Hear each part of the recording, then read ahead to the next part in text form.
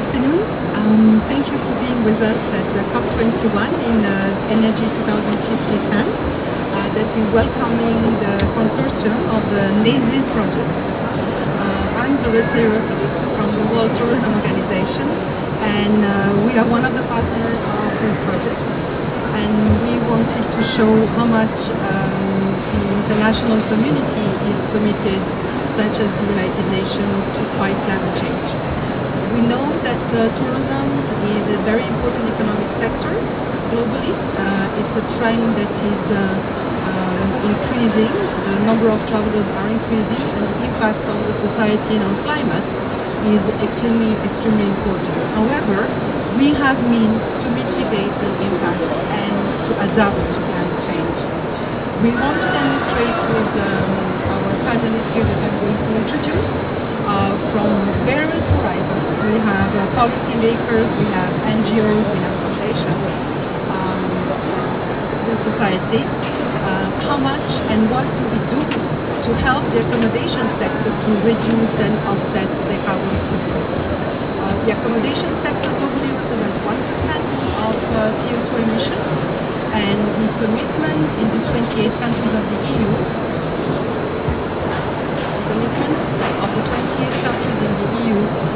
is going to be bound to respect the NESE initiative, that is regulation regulating buildings, and tourism and the accommodation sector is happening in buildings but with additional operation.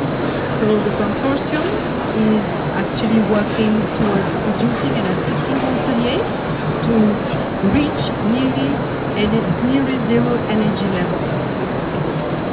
I'm going to introduce next to me, we have Guillaume de la Boulaye from Energy 2050, one of our key partners in the project. We have Theocharis Toutsos, that is the chief coordinator of the project, and that is from Crete, from the University of Crete.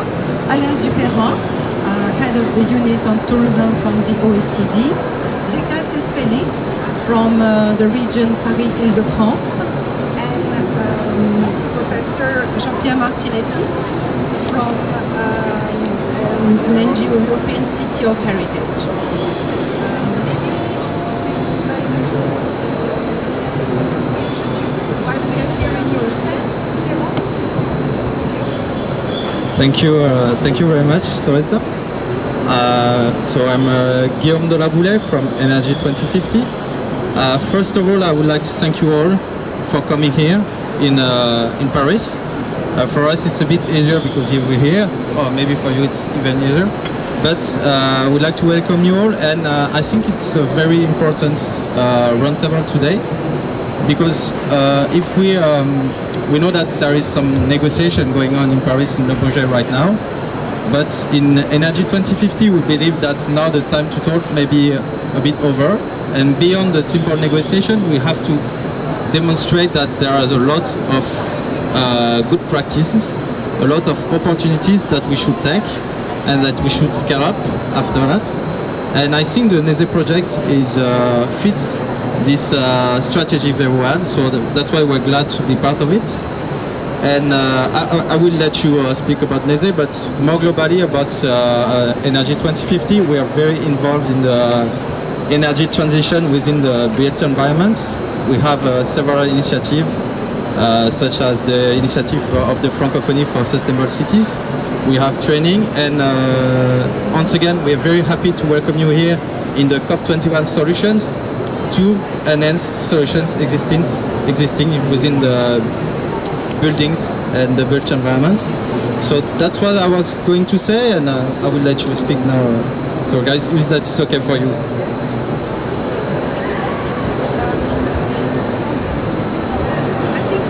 I think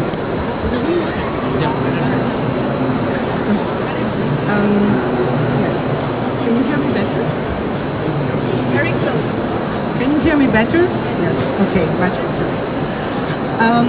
Let's maybe go in the subject itself. The adventure nature, I can say, of NESE started from an initial initiative that the World Tourism Organization did, and actually the president of the Association of Energy 2050 was involved, Stéphane Fouffari. We created a tool called Hotel Energy Solutions in 2008 with the support of the Intelligent Energy Europe and with several partners, UNEP, ADEME, IHRA and EHEC. And from this tool that we created from small and medium enterprises, we have been approached by a consortium, that is the NESE consortium, to see if we could adjust and adapt that tool for the new directives. Because the main issue is that with NESE and why the World Tourism Organization as a specialized agency for tourism is involved is because we want to be able to inspire and to stimulate policymakers to adjust and adapt the NESE policy for the accommodation sector. So, my question now I would like to address the panelists is going to be related, and you will speak from where you come and your constituency. Why do we need to stimulate innovation and innovative practices and sustainability in the accommodation sector? Maybe Alain, you would like to address that question? Thank you, Zoritza. Good morning all. So I'm Alain Dupérin, in charge of tourism at the OECD. And the OECD itself is very heavily involved with COP21, and we are very active on energy, on transport, but also in, I would say more broadly, in mainstreaming tourism, in sustainability in different policies. So we in tourism, we also see a lot of opportunities, you know, in being able to link these different policies together around these issues. And to respond to your question, Zoritza, I think the first thing that we observe in tourism is that innovation has not been so far a matter of routine, I would say, in the area of tourism, for various reasons. I mean, tourism is mainly very small businesses, you know. Tourism has been growing, you know, very steadily over years. So innovation was not part of the culture, you know, of tourism businesses. And I think this is we have to keep this in mind when discussing these issues. We also think that governmental action, for all of this reason, on these issues is very important to bring together different policies, you know. Here we discuss energy and tourism, transport and tourism, but also environment, and this is very important. I think we will, I'm sure we'll have other occasion to discuss this today, but nowadays we see that global competition is increasing everywhere. And I definitely think that this is a very good incentive for businesses to move, you know, in being more innovative, you know, in developing green innovation, because when we are discussing innovation, we are also trying to show how innovation, for example, in energy, can increase the quality of a product offer, can decrease the cost also, and so increase the profitability of businesses. And I think this is definitely one important way. If we are able to show how this type of innovation can increase profitability of businesses, then I think it would be easy to have businesses moving together with policies on these issues. Thank you, Alain. I would like now to ask Theocharis to maybe illustrate what you just nicely introduced and to tell us how the diversity of the partners of the NESE consortium can really make it happen in moving towards nearly zero energy hotel. Thank you, Zoritza. First of all, I would like to introduce myself. I am happy to be here, to be in this booth, and to work with all these colleagues I'm also representing the Technical University of Creta, and I'm happy for this reason here. I'm professor there.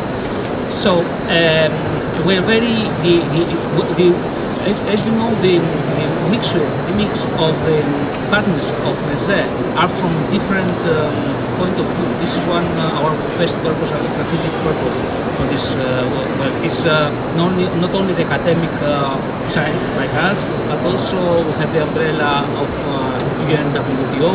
We have also NGOs. We have also very good networks working with us, energy, etc., etc. So this is very important, because what I would like to produce by this project is to be sustainable after the end of the project, and to have a really big impact. And also, as we know, as everybody knows, it's the partners have already invitations not only for project follow-ups, but also for the official national bodies to adopt our methodology, which was very complicated to be developed. It was not very easy. But for us, as a university being in a touristic area, it was more easy since we're by default a development goal in this area. So we have the real response from these businesses, small or big. So it was more easy to adapt. But we're sure, we were happy to see that we have already an impact, although the project has not finished. Until now, we have visited and we have made technical visits in more than 40 hotels. 16 of them have been said now, and everything is in the website of our project. Mr. Paris, what I would like you just to underline is that while the NEZE consortium is providing technical assistance to support the shift from where the hotels stand today to NEZE level, the hotels have invested themselves for moving towards that direction? We help them, first of all, to overcome some barriers. They're afraid of some cases innovation, although they're happy to participate. They're afraid about the cost. But through NEZE, they know that are front runners. They know that this is an opportunity for them to have a competitive advantage as concerns the high competition and the differentiation. And they are very happy to join our activities. Yes, the major part of these activities will be marked by themselves. They fund the source because we have shown them this is not the big cost, especially for the first measures. The payback is less than 2 years, some cases half a year. So they're happy to make this. Thank you. I think it's an important element to underline if we want to move into that direction. I would like now to bring Carlos Espelli to tell us a little bit about this amazing initiative of the first world destination in the world, Paris, and what you have initiated in Paris. So, in a few words, thank you very much for being here, first of all. So, I'm head of Sustainable Department of the Paris Region Tourist Board. So, I work for the Paris Île-de-France Regional Council. As you said, Zorita, Paris and its region is the first world's top destination, tourist destination. We receive about over 40 million visitors per year, and we are only about 12 million inhabitants, and even less, much less in Paris. Inside Paris, it's 2 million visitors. So you imagine the huge gap between the 40 million visitors and the 2 million inhabitants. So we have to set up a real and very enthusiastic, or I would say important sustainability strategy.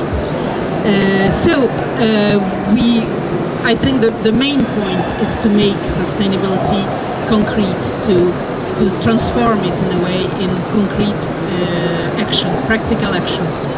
That's why, first of all, we wanted to know which is the concrete responsibility of the tourism sector in the GHG emissions. So we launched a carbon footprint study in 2013. and we tried to set up some scenarios for 2050. So we use the tool from the beginning of 2014. It's called Malice. It's very close to HES and the NESEC consortium and this kind of dynamic. That's exactly the same. We have the same objectives. So we work on 5 parameters: energy saving, of course, but also waste and water consumption, about GHG emissions, of course, and we have also a parameter about organic products. So we use it in the hotel sector, which is a very special one in Paris, world top destination. So hotelier, they think that they don't have to do anything because they have a occupancy rate of over 80%. So it's very, very difficult to convince them to go there, to involve them in this kind of actions. That's why we try to explain, to be pedagogical, and to explain them that energy saving is equal money saving. So that's the main point for me. Thank you, Reka. I think that what you just said is really a very pivotal element in how to move into the right direction, because as we said initially, anticipating on NESEC policies, in 2020, these hotels, if they are not performing and they do not meet the targets, they will have to pay back what they are not doing well. So basically, is it something that the region, the Paris-Île-de-France region, is trying to adapt in their policy formulation related to the EU policy? Is it something that the initiative is going to take care of? So actually we pay the whole policy, the whole strategy for the moment. But I think that for more involvement from hotelier, they should pay something, even if it's not so much. I mean, a small amount. I think that to be involved, really involved in a kind of dynamic like this, they should pay just some €100. But for the moment, we finance this kind of dynamic, everything. Monsieur Marie Martinetti, you are involved or driving an initiative called European City of Heritage and Sustainable Tourism. I think that it is very obvious that cities are major hubs where tourism happens. And maybe you would like to share with us what, from your perspective, you are doing. In a few words, but as French and Corsican, I have a problem with English language. So I try to, it was Alice Jude to come here, and she's from next door and the European City. But it's me, so I try to explain in French, slowly. En fait, la Cité européenne de la culture et du tourisme durable, qui est un cluster, a travaillé dans plusieurs directions, et notamment l'organisation d'événements, et notamment les journées multimédia du tourisme durable, Web Sustainable Tourism Days, sur notamment les relations entre tourisme et climat, et plus particulièrement l'hébergement et l'hôtellerie. Dans la continuité de ce qui a été la déclaration de Gréoux sur le tourisme et le climat, nous avons, c'est bien une déclaration, c'est bien des engagements, c'est encore mieux des actions, et nous avons lancé la mission Actod 21, Agir pour le climat et un tourisme durable, qui est labellisée COP21 et qui comprend dans toutes ses dimensions des actions en résonance avec cette problématique. Alors, tout d'abord, la création d'une task force dans laquelle figurent Actod 21, Nextour et un certain nombre d'autres partenaires, et bien sûr Énergie 2050. Une problématique qui est une problématique centrale, c'est l'observation, mieux connaître le phénomène. Parce qu'on dit l'effet sur le GES, c'est à l'heure actuelle, on dit 75% les transports, on dit 21% l'hébergement, là-dedans on évalue à peu près la moitié l'hôtellerie, mais ce sont des chiffres très approximatifs et il y a besoin de travailler sur la problématique des interrelations. Donc la création d'un observatoire dans une structure de veille. Le troisième élément, c'est l'action de sensibilisation, un peu ce qui est fait là aujourd'hui, sensibilisation à information, des incitations par un trophée, du training, de la formation, du learning, et puis également de l'accompagnement. Nous avons travaillé sur la problématique de l'hôtellerie durable, et plus particulièrement dans son impact de l'éco-management, dans le cadre de plusieurs programmes européens, notamment un programme Leonardo, et un programme également qui s'appelle Eranet, Ernest, c'est un programme de recherche, développement. Et puis, enfin, l'aide à l'investissement. L'aide à l'investissement, et de ce point de vue-là, avoir des projets, nous avons des projets de soutien, notamment en liaison avec la Caisse des dépôts et consignations. Merci, Monsieur Malani. Sorry, I will switch again in English for the panelists because we have more chances to be heard by many people if we do it in English. This is the reason why we decided, I'm Francophone too, but I think just for the audience it's better. What I would like now to see and maybe to have your views on is that we all know that the lack of understanding of what needs to be done by the properties, because we know that 80% of the accommodation sector is small and medium enterprises that do not have the means to have one person dedicated to energy management or resource management, is an important element. And I think that from various perspectives, Theocharis, when you mentioned your university is doing a lot, OECD is touching another level of key players. You in situ and in the reality as a city and a region, you have to put the means and invest. I would like to hear from you and I think Energy 2050, what are different ways to reach out, not only to the hotelier, but to us, just the customers and the visitors. What do we need to change? What do we need to do? Yeah, I start very quickly. I will answer that based on Energy 2050 experience. From our side, we implemented a lot of activities to scale up projects and to raise awareness of the public and of the professional. From my view, there's two sides of it. We have to train professionals, and it can be professionals at the study level. We have training in Master 1, Master 2 levels, and training of already active professionals that are already active in their field, and maybe they're very good in their field, but they lack a bit competency to integrate sustainability in their practice. So we have this side and the other side, because in hotel we have the customers and they play a large part in the hotel consumption, because they have the power to turn on and turn off the light and all kind of energy stuff. We have to have activities of raising awareness. We have to go straight to the people and explain to them the issues and challenges and good practices that they can implement.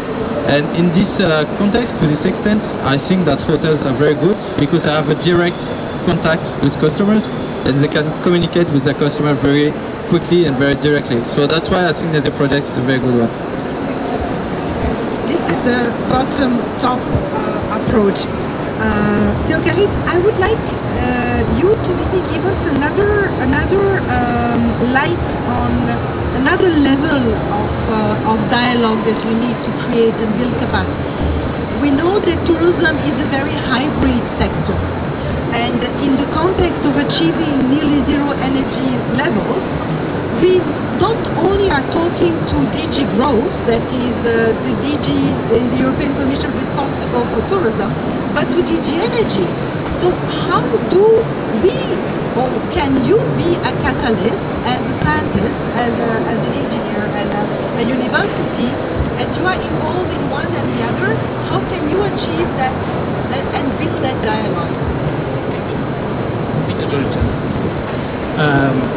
From the Technical University of Crete, by default, have the development role. I mean, practically, we formulate also the regional or assist in formulation of the regional and local policies. This is very important. Yes, not only of the EU, but also from our region. Practically, because we support them on a permanent basis, we support them in committees, but also by private meetings with the municipality, the mayors, and the governor of the region, the vice governors of the region, this kind of thing. It's very important for us. The other important issue for us is that we work with the associations too much. Being for us, it's very easy, for instance, because we're still a public university, so we're neutral. That means practically that we play the role of catalyst on every side, and I think this is the majority also for French universities. This kind. And also, what is very important for us is to work with blue collar. I mean, not only to train them, because as you know very well, in FAIR, from this point of view, we have losses year by year in the official potential of technicians and blue collar workers. So we need not only to train them, but also to certificate them. So I think certification is the future of the activities we do. Is that we give to the professionals, to the technicians, to give them a certificate, and this will be a proof, and it will be also a passport for to implement the new directives, to implement the rules, and this is very important. And we are still in the beginning. We have to do a lot, not only for technicians, for the buildings, for the hotels, but also for the personnel of the hotels itself, to be trained and to be certified that they are enough to apply green policy. Thank you, guys. I think, Alain, maybe you have Europublic, and your membership is a very rich hub to share and build a dialogue as well in that sense. Maybe you want to share with us what you're doing currently or what you would like to achieve? Yes, I think as we are discussing, we can see that we can act at different levels. You know, at the level, at national level, at regional level, at the level of governments and policies, but also at the level of businesses, which of course is key. And all these different levels of intervention are very complementary, and all of them are needed. You know, certainly at the OECD. What I think would be needed, thinking about tourism policy, is making sure that green innovation strategies, you know, are better integrated in tourism policies, which is not yet happening, with the exception of a few countries. And the work we have conducted on green innovation in tourism services, and we have a small report which is available on the website on these issues, definitely demonstrate this issue. You know, so I think we have to better illustrate, you know, how such green innovation strategies, which include what we are discussing today, can be better mainstream all over the spectrum of tourism policy. Coming back to this issue of understanding of the industry, you know, and lack of understanding, and the fact that we are mainly dealing with very small businesses, you know, I think, you know, the industry itself, as you said, Rika, has a big role to play, you know, because at the end of the day, even if we put the best policies you can imagine, you know, this sector is driven by the private sector, you know, and we should never forget this. So what does it mean, you know, concretely? It means that enterprise, they have to understand the value created from the greening of tourism, you know, for example. That's very simple. Federation, industry federation, which are, you know, relatively weak in some segment of the tourism industry, they have to play a much more active role in accompanying the small businesses, in creating awareness on these issues, and in bringing them the tools, you know, simple tools that can help businesses, small businesses, to estimate the value created. Because the work we did, and we did a bit of work concretely with some enterprise, clearly show that businesses, they are not aware of everything which exists, you know. They are not aware, they are in some of our countries, there is a lot on the table already, but tourism businesses are not necessarily aware of this, you know. So how can we make them more aware of this? We also probably need more tailor-made programs, you know, for example, specific program for small hotelier in urban cities, you know, I'm just saying this. But we need some more tailor-made program in destination, as the Comité Régional du Tourisme Île-de-France is doing, to, you know, to push the work further. You know, I think that's as concrete as that, you know. Because I think at the level of policies, as we see around the COP21, many things are moving, you know. So I think the challenge will be then maybe more, how can we translate this, you know, policy action into concrete business decision, you know, and that's very difficult. Thank you, Alain. I think that some key numbers that have been that are floating in the air in the COP is that Europe and the 2080 are now producing 27% of the electricity from renewable energy and reaching the 50% target which we are aiming to 20. So we are on the right track. But this is not a reality for the hotelier. Exactly what you're saying. The gap, and this is exactly what I was presenting earlier, saying that we have a very hybrid sector that touches upon business and supplies, as you were saying, Reka, but on the other side, consuming energy and water.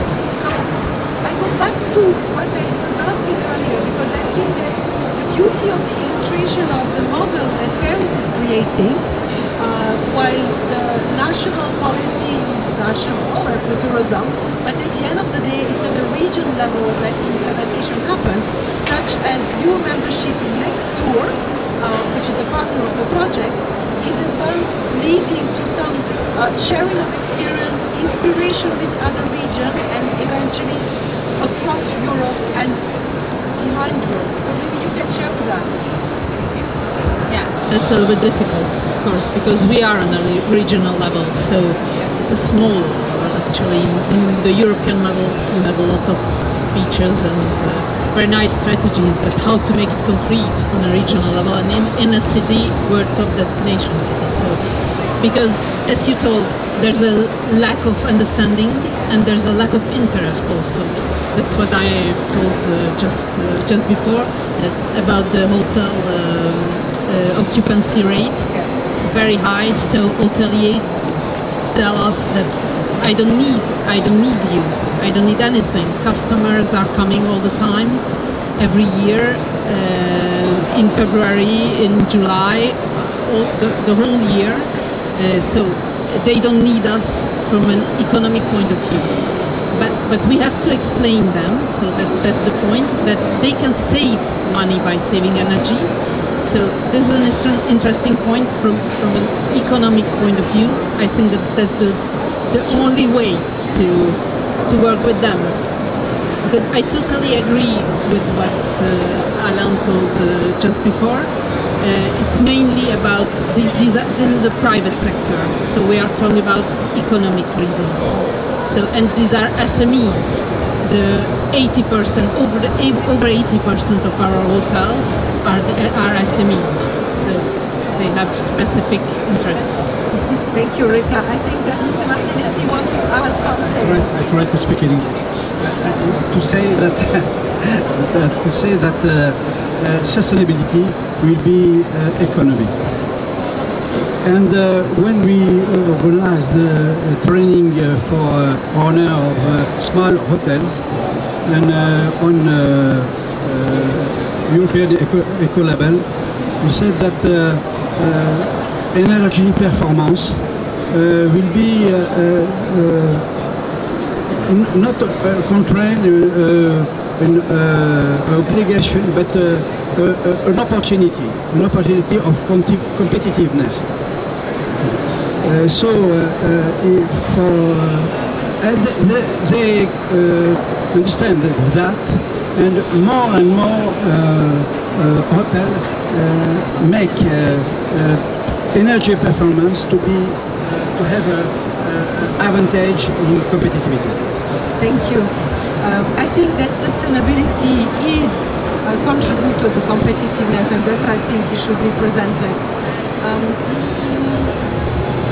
The other issue that you just pointed and that you just raised, Reka, on the difficulty for you to convince the hotelier to move into that, is that maybe not everybody is aware that we have an épée de Damoclès above the head, because the NESEB regulation is going to regulate everyone.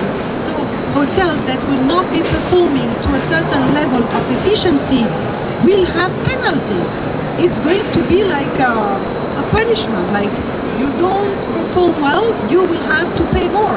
So you actually are going really to think then, oh, I need to align.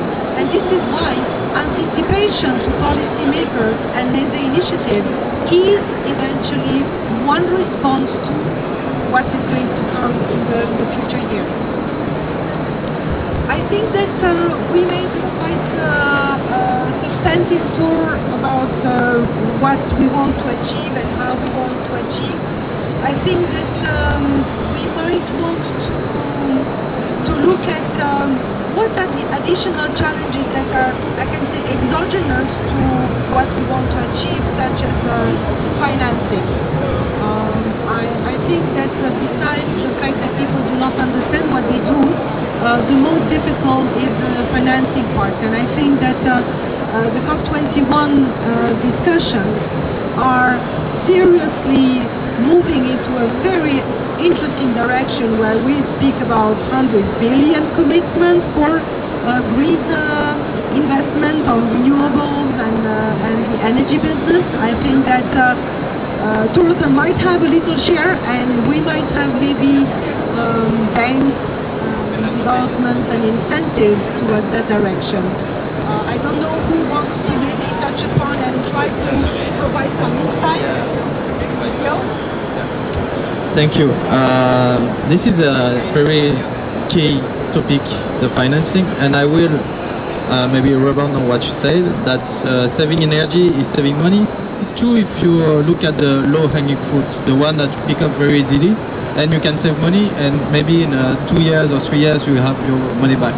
But if you look at deep renovation, if you look at return on investment, you will see that you have something like 15, 20 years.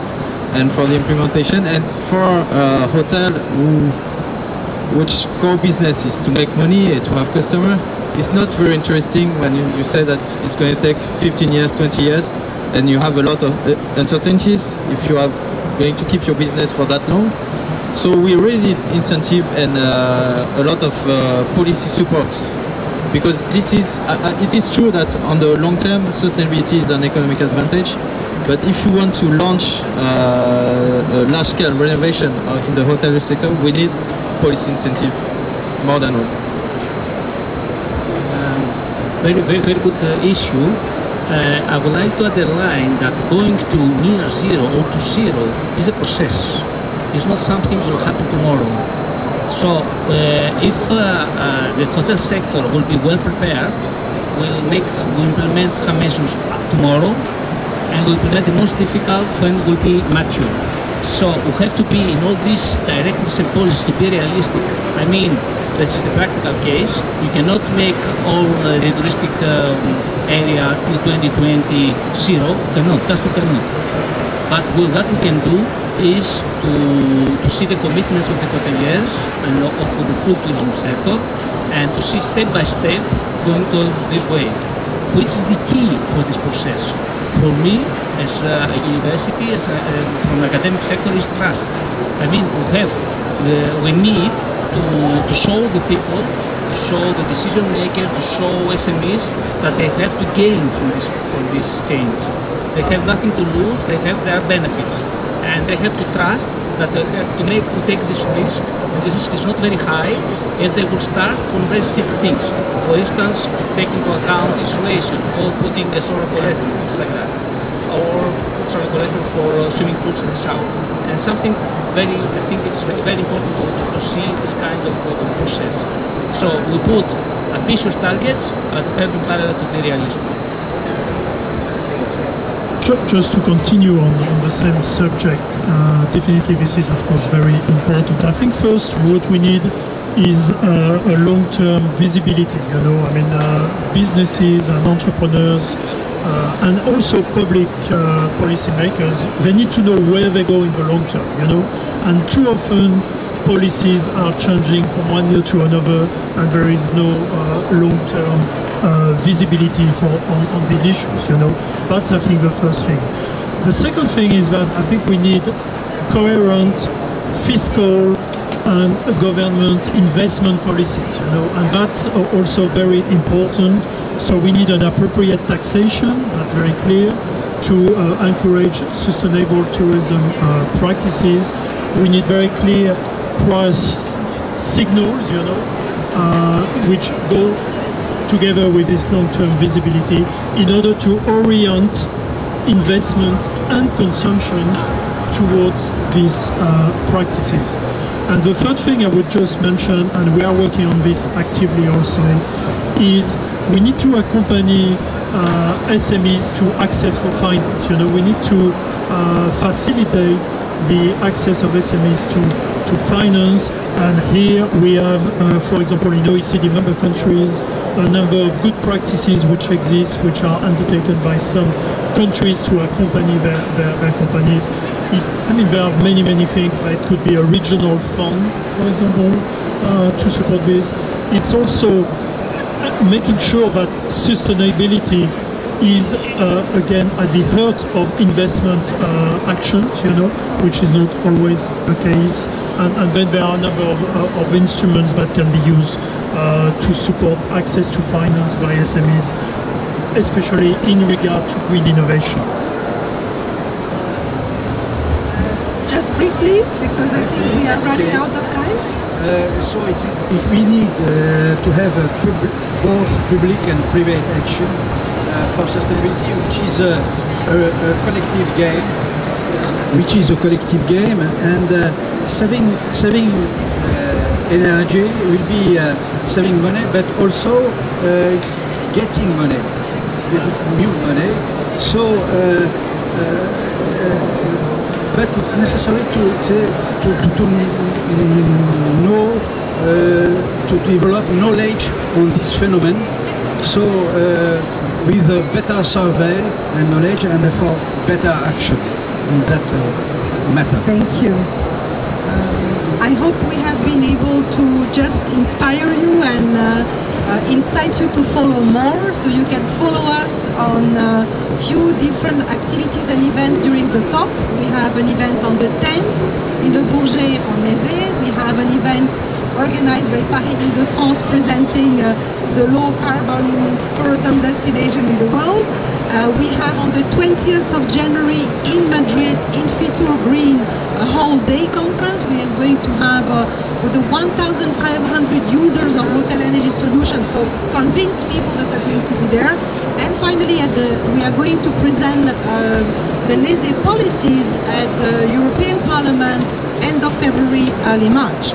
So we look forward to see you soon and for you to be committed and engaged. Thank you.